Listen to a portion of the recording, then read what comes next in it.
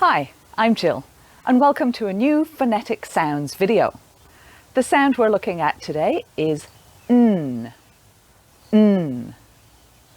N is a voiced sound, so we use our voice box so you can feel the sound when you make it here.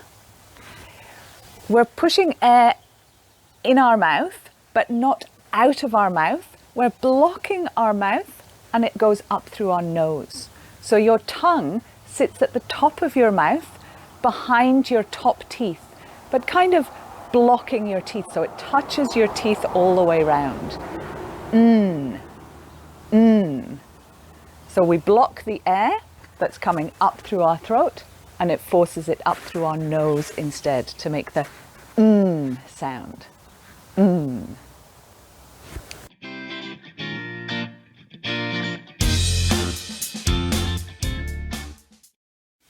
Nurse, nurse. Newspaper, newspaper. Needle, needle. Nose, nose. So here's a tongue twister to practice the sound N. 9 nice night nurses nursing nicely.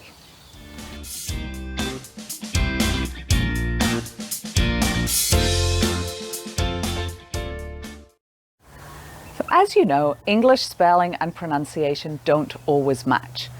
But with the letter N and the sound N, pretty much most of the time you see the letter N, you pronounce N. Of course there is an exception, so let's look at spelling versus pronunciation.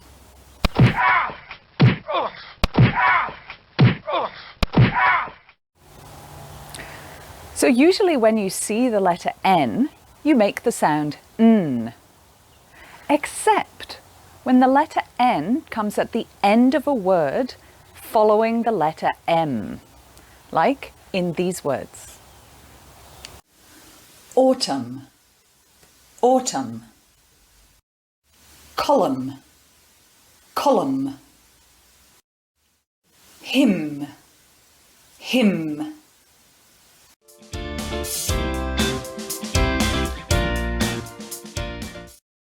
So let's get back to that sound, N. And here's another tongue twister to practice the sound N. No need to light a night light on a light night like tonight.